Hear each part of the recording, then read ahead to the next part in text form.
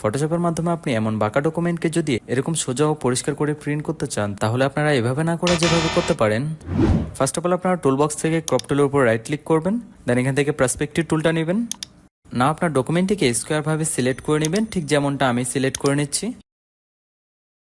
তারপর কিবোর্ড থেকে enter press করবেন। তো আপনারা দেখতে পাচ্ছেন ডকুমেন্টটি সোজা হয়ে গেছে।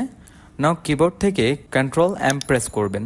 তো আপনাদের সামনে কার্ভসের এই অপশনটি চলে আসবে। নাও এখান থেকে সেট হোয়াইট পয়েন্টে ক্লিক করে দেবেন। তারপর আপনার ডকুমেন্টের ব্যাকগ্রাউন্ডে একটা ক্লিক করে দেবেন, অথবা যে জায়গায় বেশি ছায়া রয়েছে সে জায়গায় ক্লিক করে দেবেন। নাও এখান থেকে ওকেতে ক্লিক করে দেবেন।